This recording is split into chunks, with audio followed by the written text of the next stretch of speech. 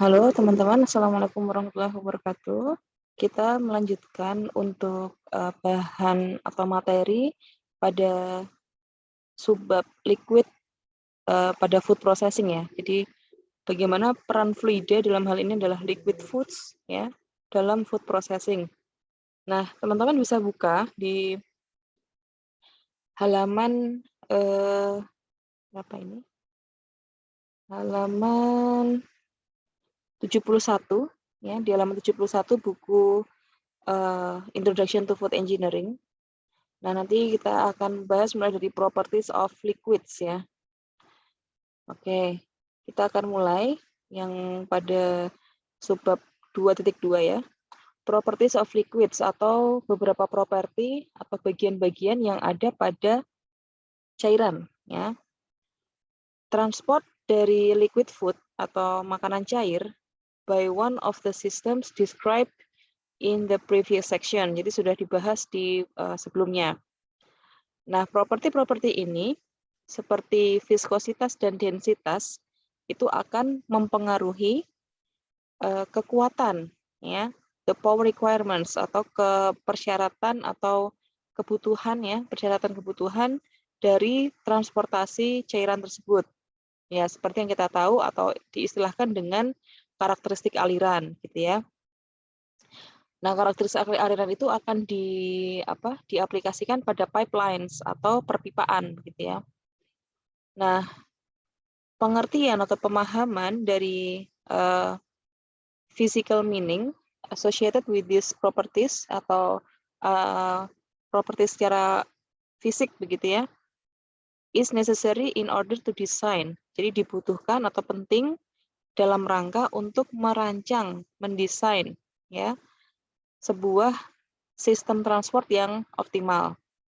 Jadi bagaimana membuat agar aliran yang dari liquid foods itu menjadi sistem transport transport ya dari satu wadah atau satu tangki ke tangki yang lain atau dari satu bagian ke bagian yang lain itu menjadi optimal gitu ya. Oke, nah ini ada beberapa terminologi yang dipakai pada liquid foods ya, yang pada video sebelumnya sudah kita bahas, yaitu tentang pressure. Dalam hal ini pressure yaitu tekanan atau biasa kita sebut juga dengan normal stress dan shear stress. Nah, di sini teman-teman bisa mendapatkan ya tadi seperti yang saya tanyakan, apa itu elastis, apa itu plastis, ya kan? Di sini teman-teman bisa melihat the influence of shear stress. Ya, ini ya. Pengaruh dari shear stress pada solid dan liquid itu akan mengakibatkan atau membawa kita pada pengklasifikasian materials ya menjadi beberapa karakteristik. Nah, karakteristik itu adalah plastis, elastis dan fluid ya. Nah, plastis itu apa, elastis apa dan fluid itu apa ada di bawahnya teman-teman. Nah, pada kasus atau pada pembahasan tentang elastic solid atau padatan yang sifatnya elastis, itu ketika shear stress atau tekanan shear itu diaplikasikan, there is a proportional finite deformation. Jadi ada perubahan bentuk yang tepat, yang pasti gitu ya. Atau yang bisa yang finite itu bisa didefinisikan gitu ya, bisa dilihat, didefinisikan begitu ya. And there is no flow of the material, dan tidak ada aliran pada bahan tersebut. Ya, kalau solid dikasih shear stress, itu tidak ada aliran pada bahan tersebut. On removal of the applied stress, the solid returns to its original shape.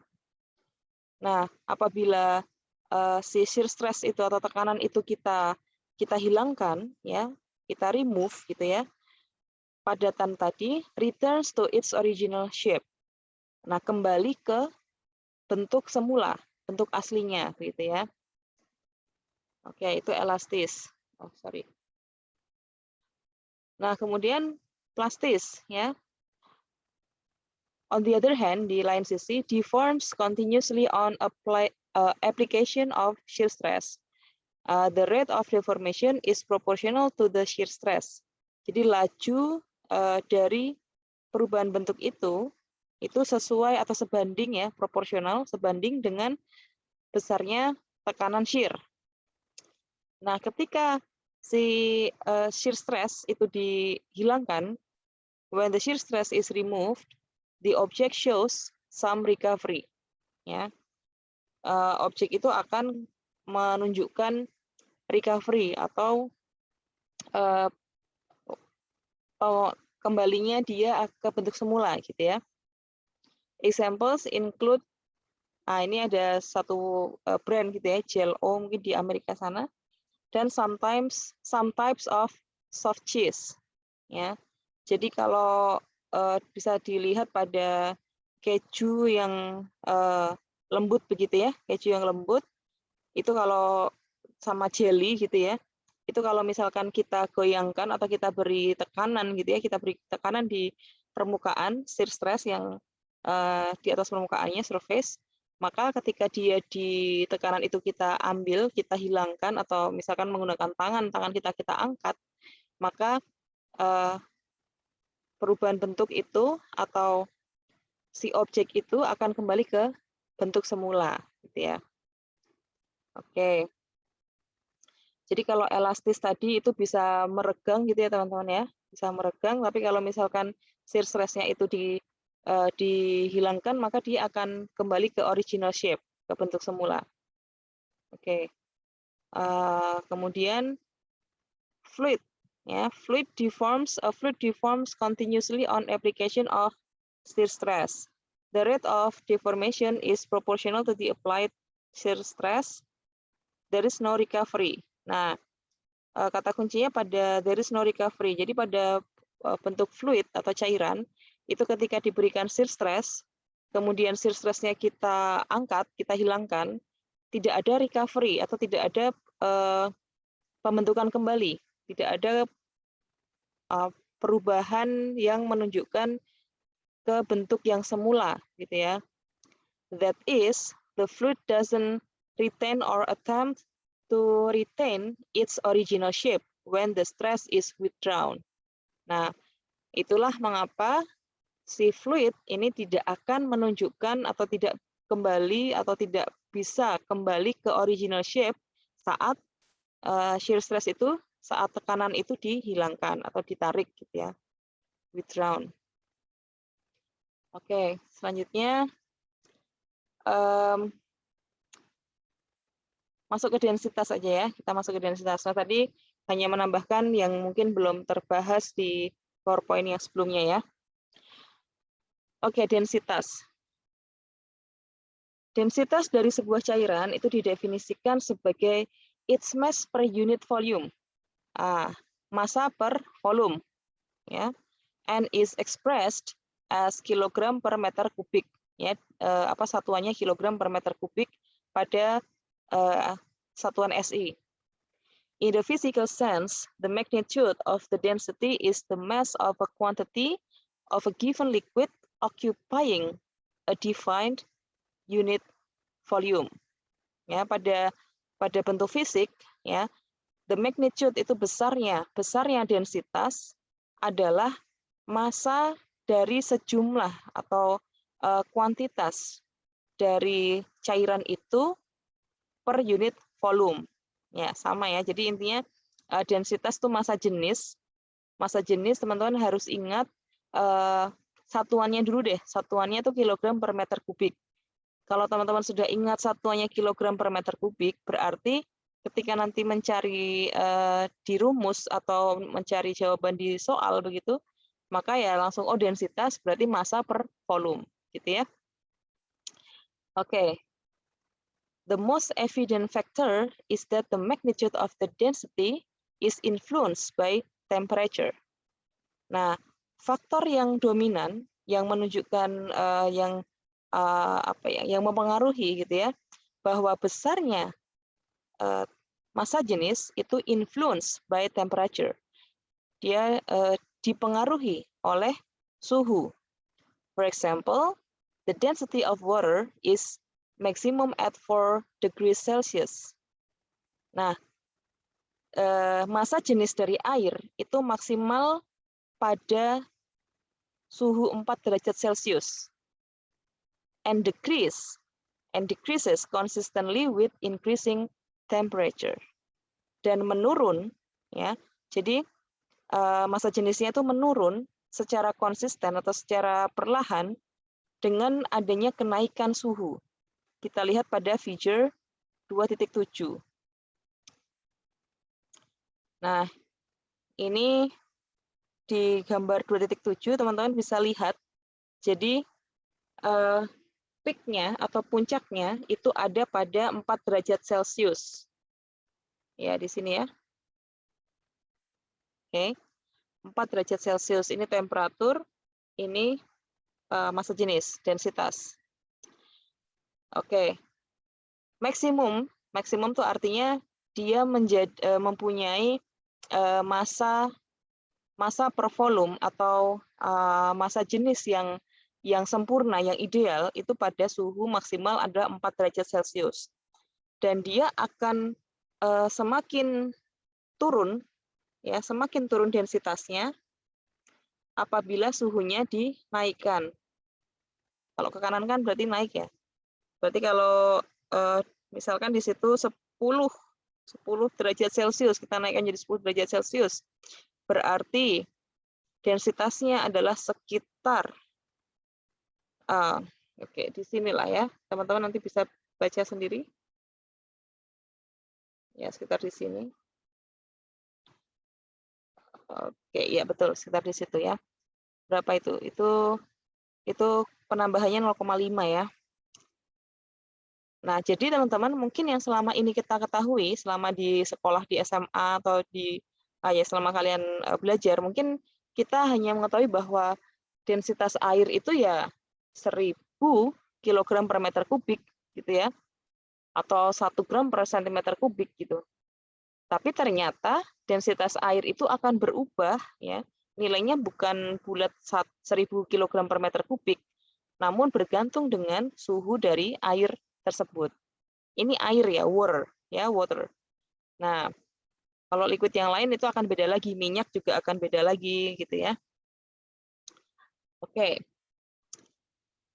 Densities of liquids are most often measured by a hand hydrometer. Jadi untuk menghitung ya massa jenis dari cairan itu digunakan hidrometer namanya. Oke. Alat ini mengukur spesifik gravity atau gravitasi spesifik, which is the ratio of the density of the given liquid to the density of water at the same temperature. Nah, specific gravity itu maksudnya adalah rasio atau perbandingan dari massa jenis yang diberikan atau yang ada pada cairan tersebut dibanding dengan massa jenis dari air pada suhu yang sama. Gitu ya. Jadi kalau mau mengukur liquid lain selain air, kita gunakan hidrometer. Nah, cara kerja si hidrometer itu adalah membandingkan antara densitas dari si liquid, ya kan, atau massa, ya paling dihitung massanya ya, massa per volume atau tergantung yang ada alatnya di situ apa gitu ya. Kemudian dibandingkan dengan densitas air pada suhu yang sama.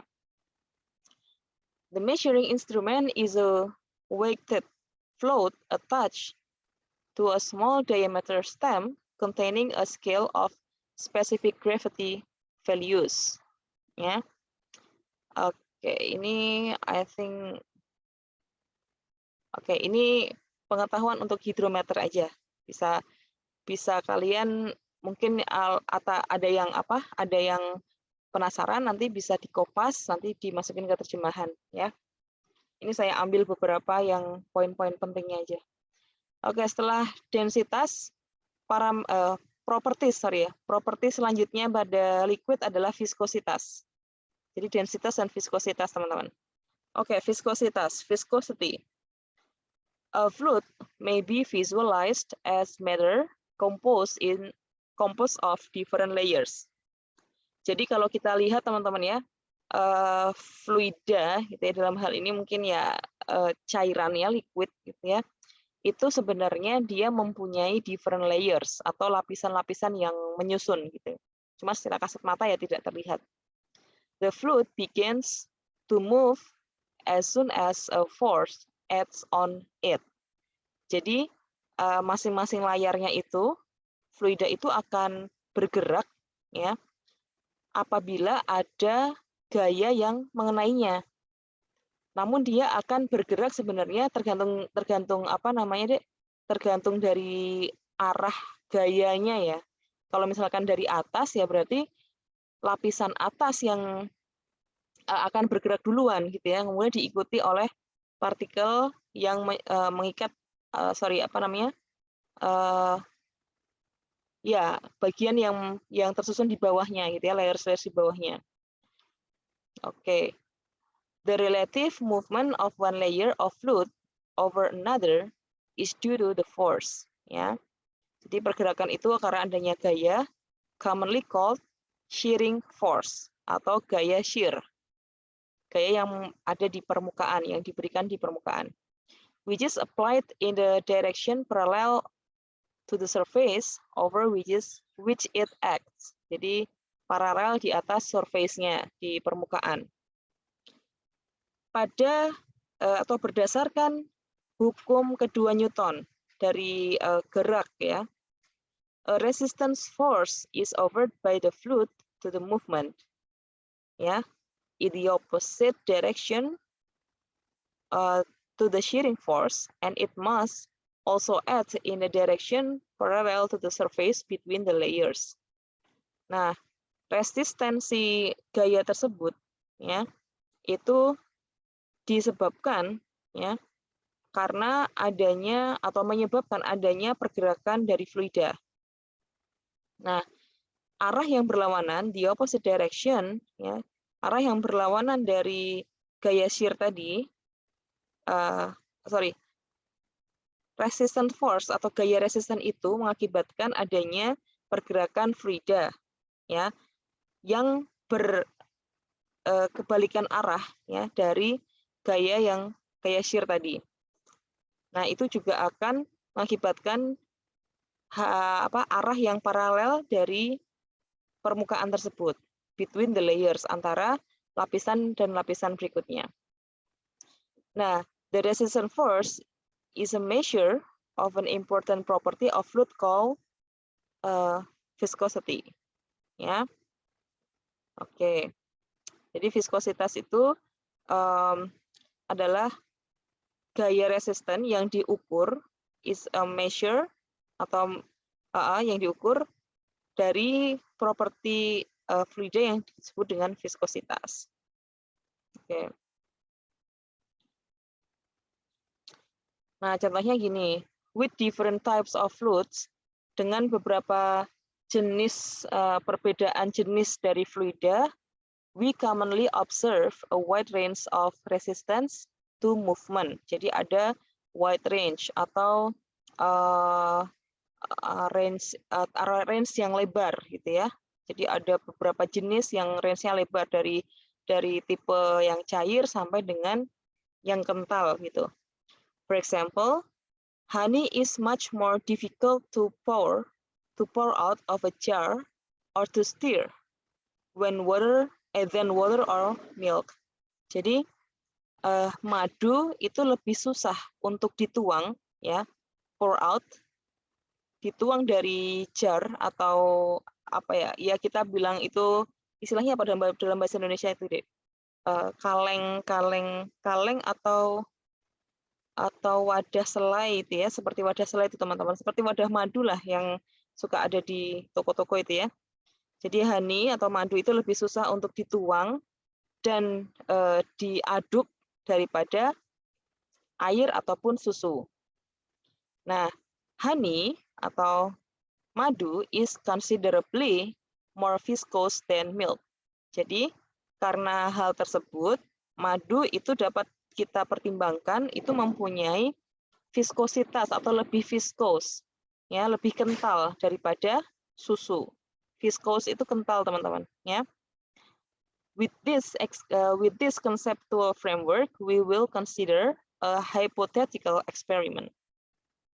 Jadi ada eksperimen secara hipotesis. Oke. Nah, ini adalah gambar, ya. Gambar 2.8. Oke, yang A kecil, ya, yang ini. Oke, ini adalah balok, ya, balok besi yang diberikan atau yang berada di antara dua piringan, gitu ya, two plates. Kalau yang B ini adalah a fluid enclosed between two plates. Jadi kalau yang A ini adalah steel atau solid berupa besi, gitu ya, besi. Kalau yang B ini adalah fluid. Ini fluid. Ya, ini fluid. Nah, kalau diberikan gaya, ya, diberikan gaya, ini force-nya, oke, gayanya ke arah kanan, maka si balok, oke, si balok, coba kita lihat, sebentar, upon deformation, velocity profile. Oke, ini C aksennya, ini delta theta mempunyai, oke, kalau yang bawah, sebentar, saya sambil memahami gambarnya dulu. Ini delta theta juga, tapi lebih besar, ya, velocity-nya 0. Oke, ini juga punya velocity juga. Ini velocity profile. Nah, oke, yang menjadi perbedaan, teman-teman, di sini kalau yang solid, mungkin di bawahnya ada ininya, ya.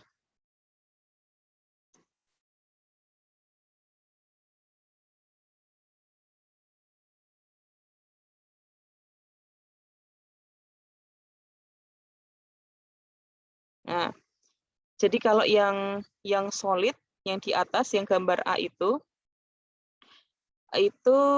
akan terjadi ini, ya, sigmanya.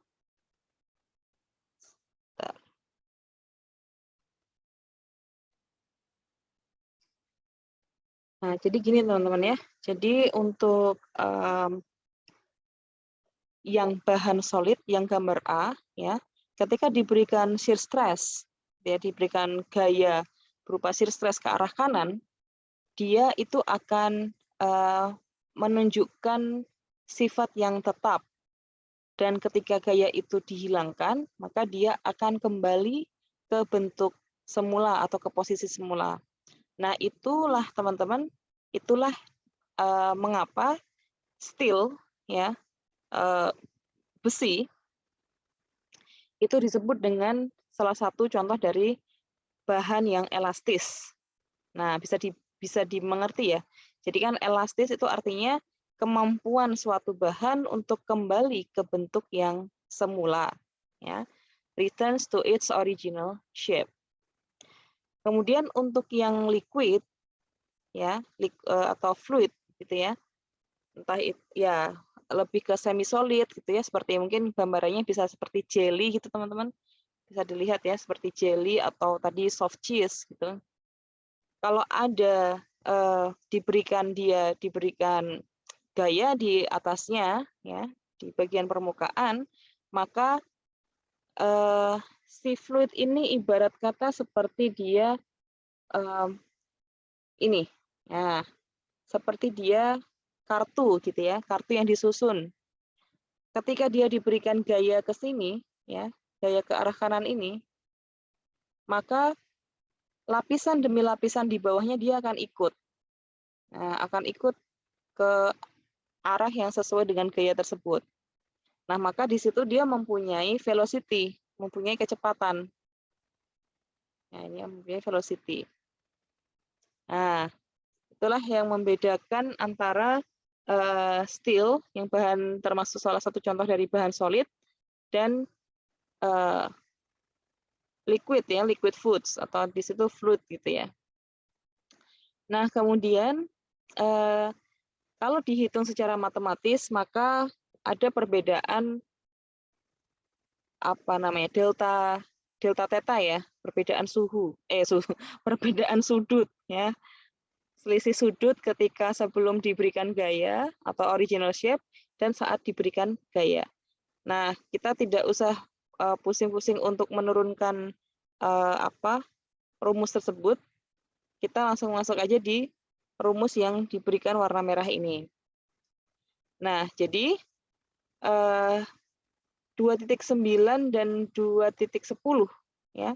2.10 lah ya, ini sudah rumus jadinya. Yang perlu kita pahami adalah simbol ya, teman-teman. Newton observed that if the shearing stress itu disimbolkan dengan tau, itu meningkat ya. Taunya meningkat, then the rate of shear disimbolkan dengan gamma ya. Itu juga akan meningkat pada arah yang sebanding, atau arah yang sama. Maka kalau kita ingin melihat berapa besarnya viskositas, itu disimbolkan dengan mu. Oke.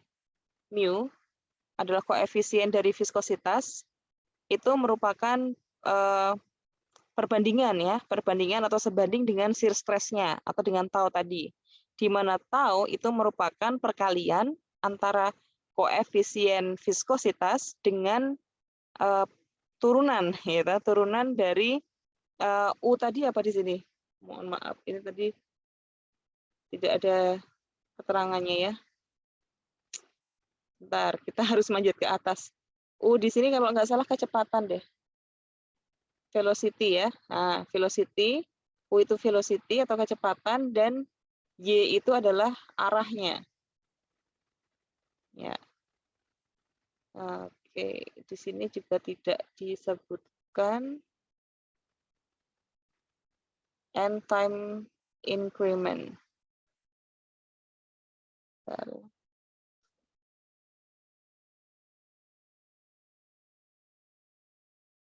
Oke.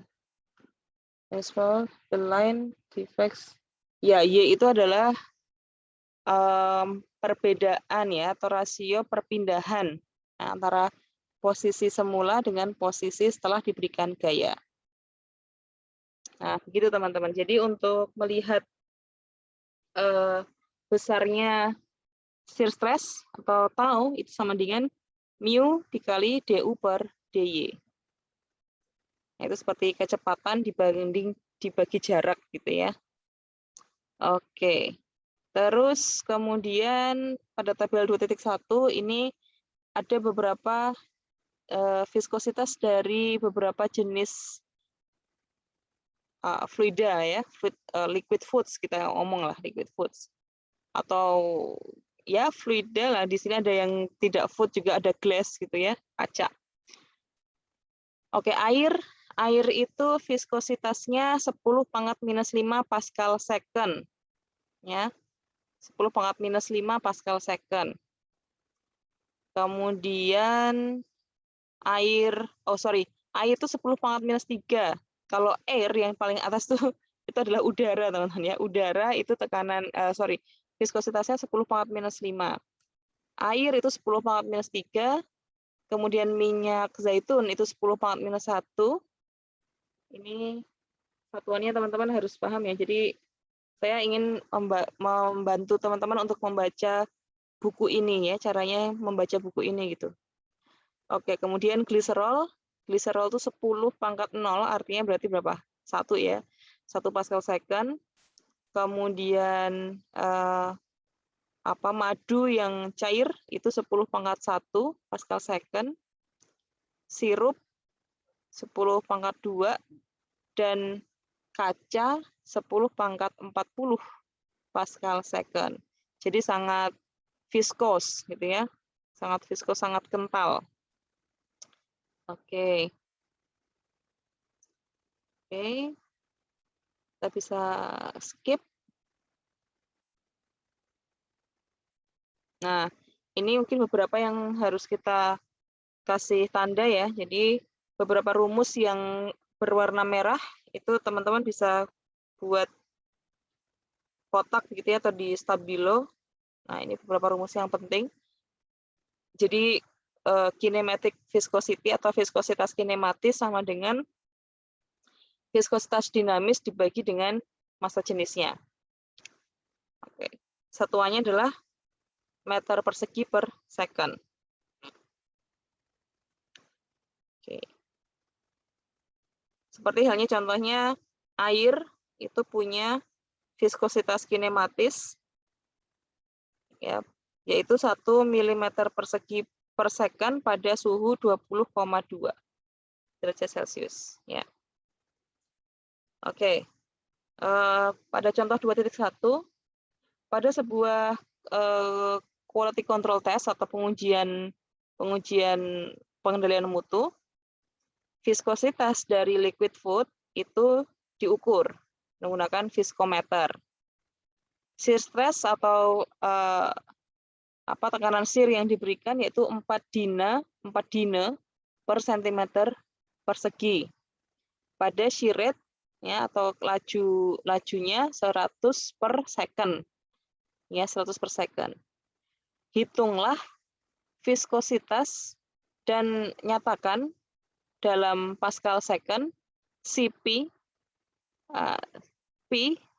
Cpp kemudian kilogram per meter second dan mili Pascal second.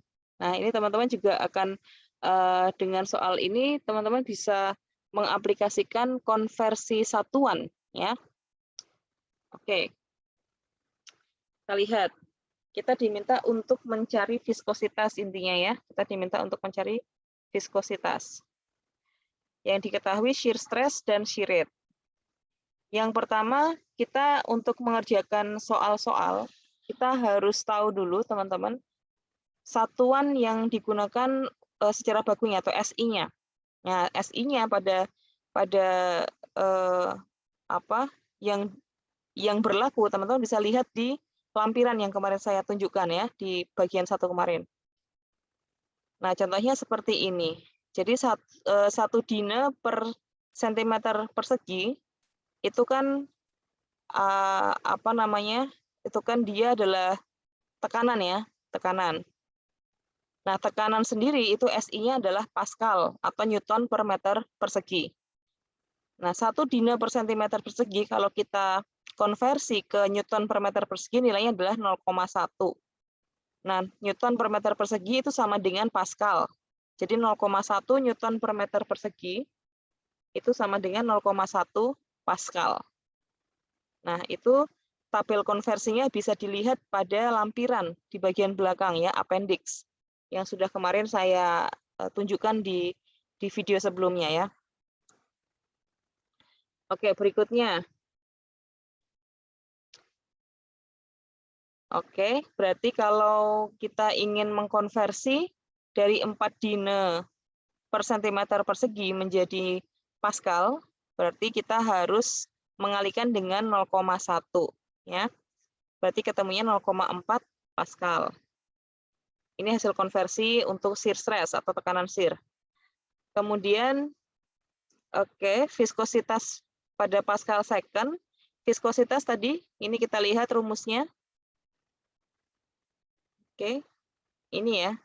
Viskositas itu dia pakai rumus yang mana? Coba kita lihat dulu.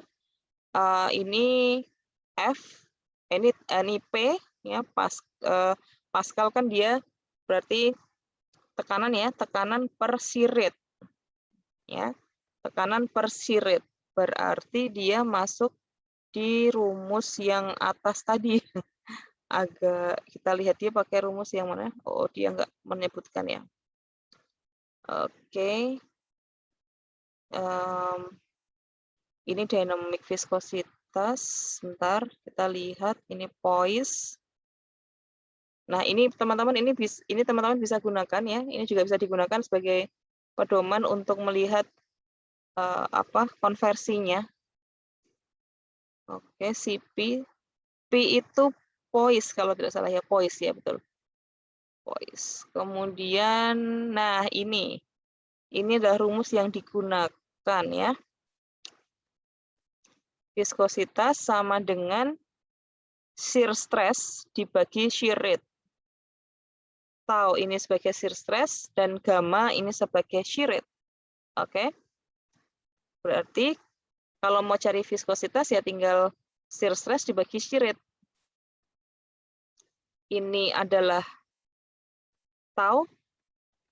Ini adalah gamma. Ya. Jadi ketemunya viskositasnya adalah 0,004 Pascal second. Tadi si rate-nya atau laju shear-nya udah sesuai dengan satuan ya, per second ya, per second. Oke, terus habis itu apa? Setelah ketemu viskositas berarti kita diminta untuk express it ya, express it as Pascal second, centipoise, poise, kilogram per meter second dan milipascal second. Nah, itu tinggal dikonversi aja teman-teman. Nanti lihat di tabel atau lihat di halaman atasnya tadi, halaman berapa tadi yang saya berikan kotak tadi. Nanti kalian bisa lihat kalau Pascal ke centipoise itu berarti dibagi berapa.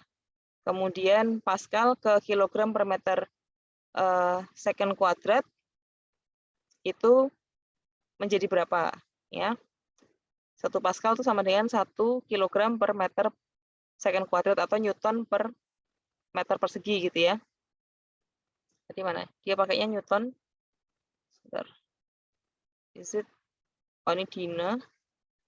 Ya, kilogram per meter persegi per kilogram per meter second kuadrat itu kan Newton ya. Newton per meter persegi kan.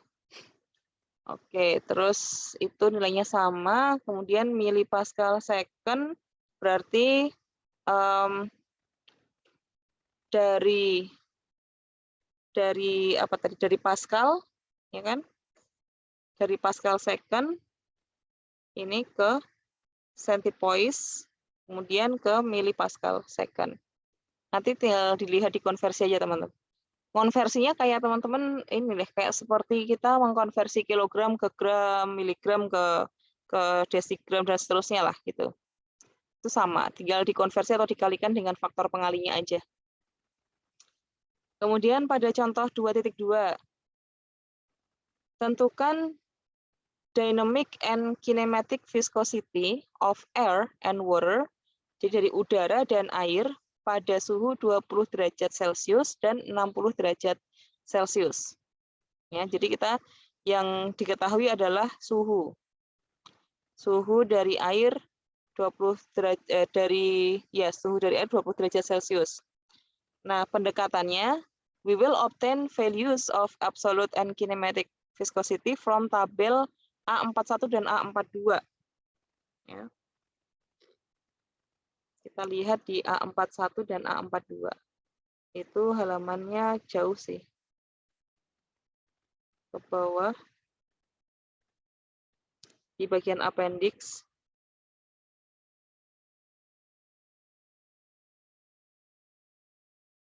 Oke.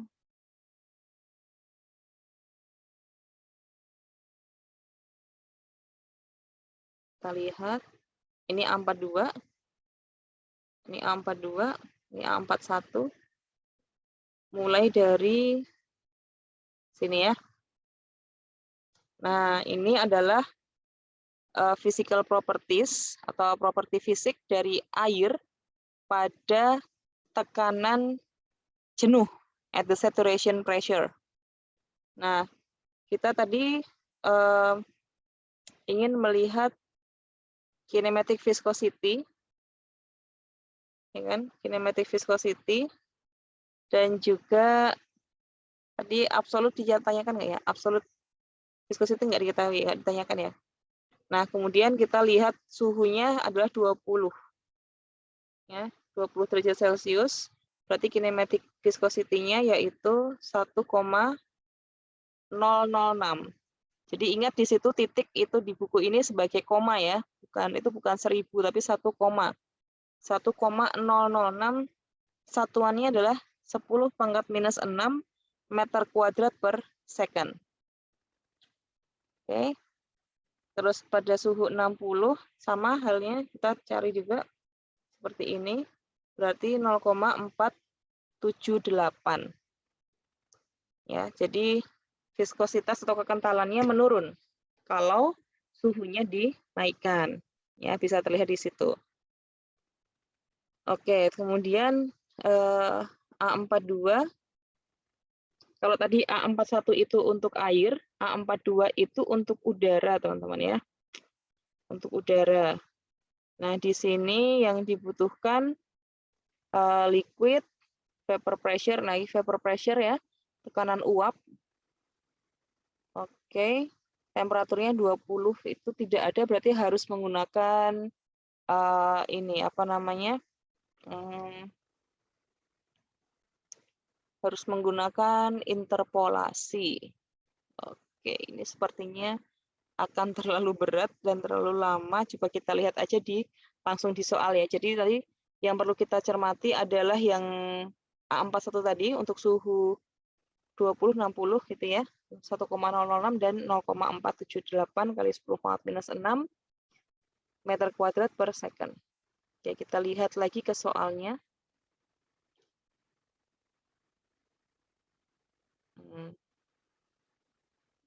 Jadi halaman berapa?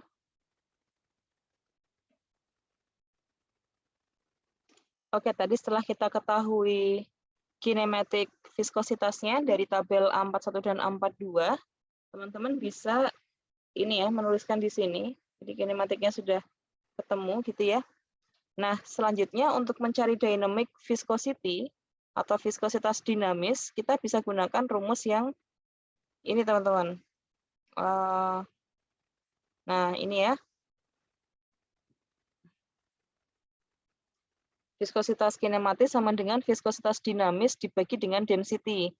Nah, di tabel tadi, ya di tabel A41 dan A42 tadi ada diketahui juga density. Ya, jadi untuk mencari dynamic viscosity artinya berarti dikalikan ya, perkalian antara massa jenis atau densitas dikali dengan viskositas kinematis. Oke, kita coba lihat lagi untuk tabelnya ya. Kita coba lihat lagi untuk tabelnya. Nah, ini adalah tabel yang tadi. Ya. Jadi kalau untuk suhu 20 derajat Celcius, ini ya, suhu 20 derajat Celcius, berarti dia mempunyai massa jenis yaitu 998,2 kg per meter kubik. Ya kan? Viskositas kinematiknya 1,006.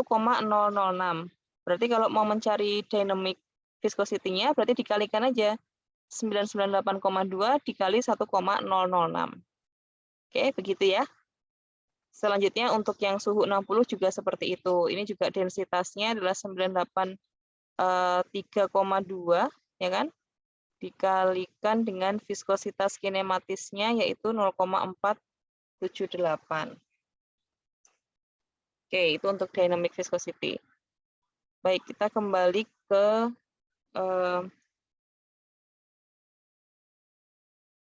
kita akan kembali ke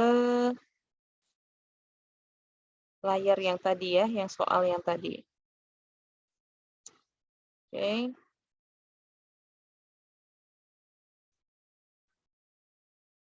Ya.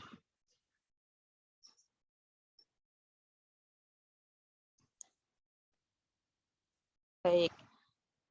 Nah, itu untuk contoh untuk soal-soal yang ada pada properties of liquid foods ya, Dek ya. Nah, kalau yang bab berikutnya itu tentang Newtonian dan seterusnya, itu teman-teman bisa bisa bisa beri beberapa tanda pada rumus-rumus yang diberi warna merah seperti ini. Ya. Nah, di situ ada simbol yang dituliskan dengan M, ada titiknya di atas atau M dot. M dot itu adalah mass flow rate atau laju aliran massa.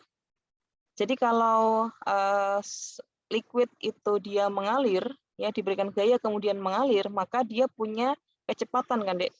Punya kecepatan. Nah, kecepatan aliran dari massa tersebut itu yang dinamakan dengan mass flow rate atau M dot, laju aliran massa. Nah, satuannya adalah kilogram per second, yaitu banyaknya massa per kilogram, ya kan, massa dalam kilogram yang mengalir per satuan waktu, per detiknya, ya, per second. Oke, jadi mass flow rate atau laju aliran massa dirumuskan sebagai rho dikalikan rho itu massa jenis ya, densitas, dikalikan luas penampang, dikalikan dengan U bar. U bar itu adalah average velocity atau kecepatan rata-rata, ya, average velocity. Nah, kemudian selanjutnya,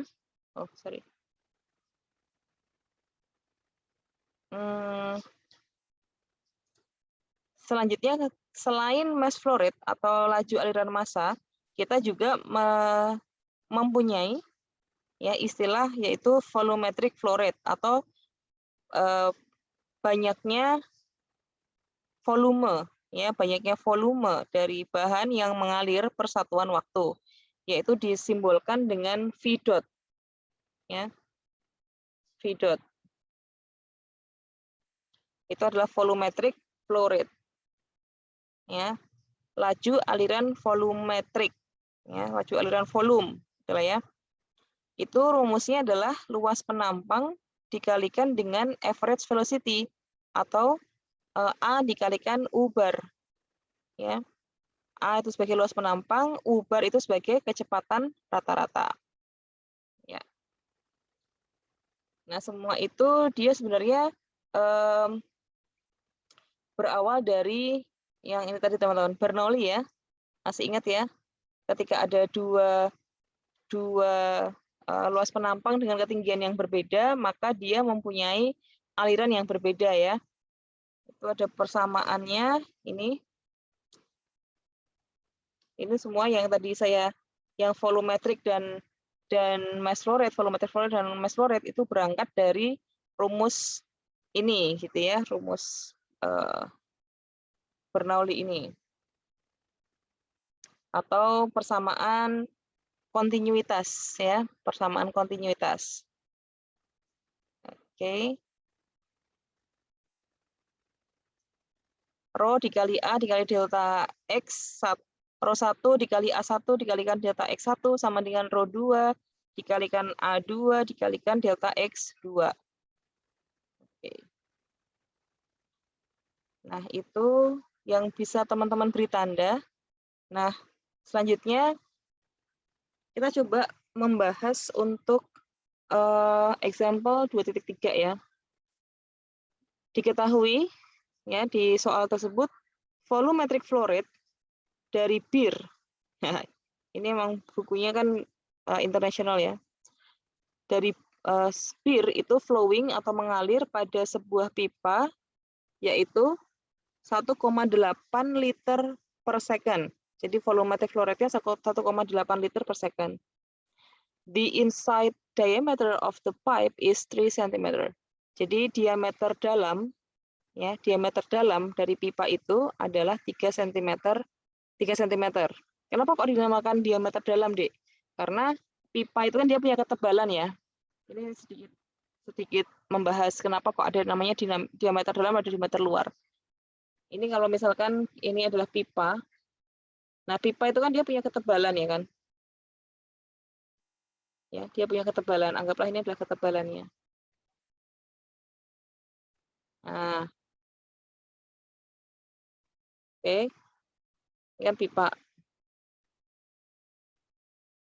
Nah, yang dinamakan diameter dalam itu adalah yang ini kan. Ini jarak D, ini D.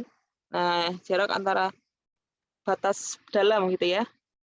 Tapi kalau ini yang bagian luar antara jarak dari sini ke sini, ini namanya ini diameter luar. Ini D dalam, gitu ya, D inside dan D outside gitu. Maka yang dinamakan diameter dalam itu yang bagian dalam. Ya.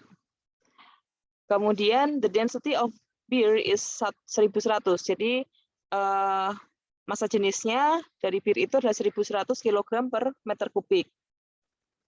Hitunglah average velocity atau kecepatan rata-rata dari bir tersebut dan mass flow rate-nya atau laju aliran massanya. Oke, berapakah laju aliran massanya apabila, ini soal yang berbeda ya, berapakah aliran massanya apabila diameter pipa yang digunakan yaitu 1,5 cm. Kalau yang tadi kan 3 cm. Berapa laju aliran massanya kalau diameter yang digunakan 1,5 cm. What will be the velocity for the same volumetric flow rate? Apakah akan sama ya velocity-nya atau kecepatannya? Nah, diketahuinya diameter pipa 3 cm. Ingat bahwa cm bukan SI. Maka gunakan atau konversikan satuannya ke satuan SI, yaitu 3 cm menjadi 0,03 meter. Volumetric flow rate-nya yaitu 1,8 liter per second. Liter itu desimeter kubik ya teman-teman. Sedangkan kalau SI-nya yaitu meter kubik per second. Berarti harus dikalikan 10 pangkat minus 3 ya kan. Desimeter kubik ke meter kubik itu kan berarti naik 1 tapi kan kubik ya, maka berarti dikalikan 10 pangkat minus 3. Jadi 0,0018 meter kubik per second. Kemudian massa jenisnya yaitu 1100. Oke, yang pertama kita diminta untuk mencari average velocity atau kecepatan rata-rata ya. Nah, from equation 2.17 ya, dia gunakan equation itu rumus ya. Rumus 2.17. Nah, ini di mana volumetric flow rate itu sama dengan A dikalikan U bar, di mana U bar itu adalah velocity average velocity-nya, ya kan? Baik, berarti tadi kan yang diketahui kan diameter ya, diameter.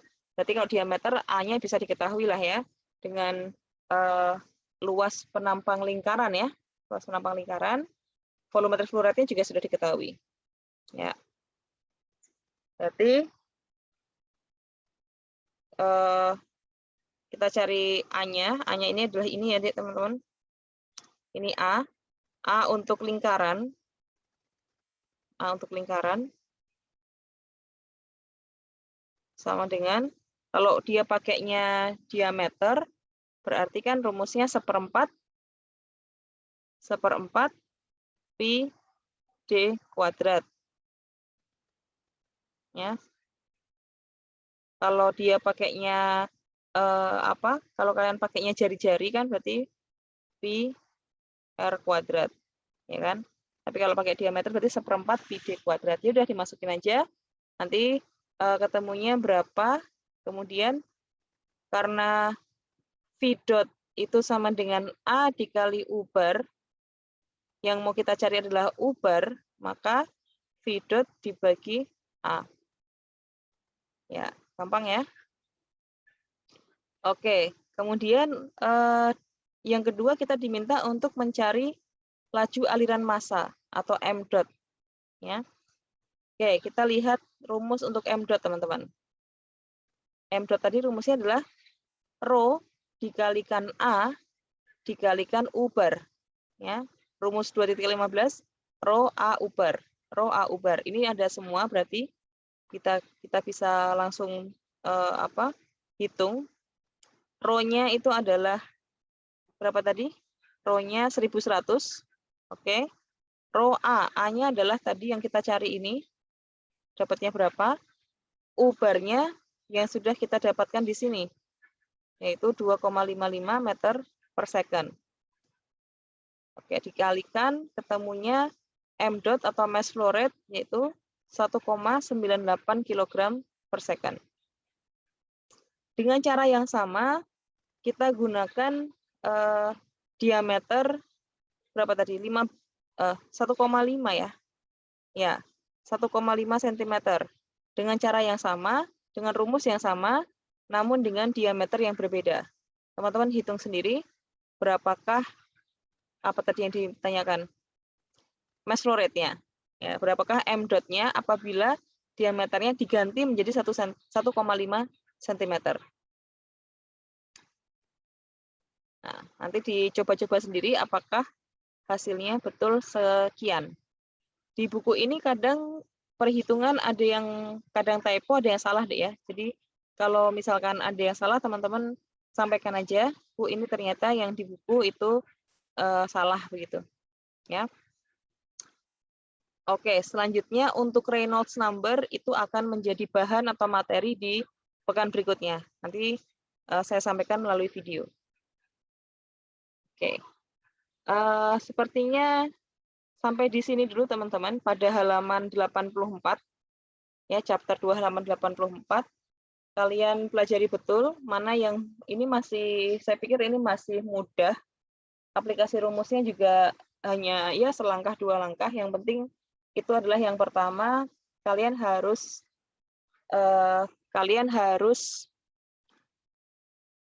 teliti ya, teliti dalam satuan. Ya, teliti dalam satuan. Kemudian yang kedua penggunaan rumus ya. Teliti dalam penggunaan rumus. Manakah rumus yang paling sesuai? Sepertinya begitu dulu ya. Saya pikir cukup mudah dan semoga dapat mudah dipahami juga walaupun buku ini dalam bahasa Inggris, maka saya berikan bantuan ke teman-teman untuk menerjemahkannya dalam bahasa Indonesia. Semoga juga cukup membantu. Selamat belajar. Assalamualaikum warahmatullahi wabarakatuh.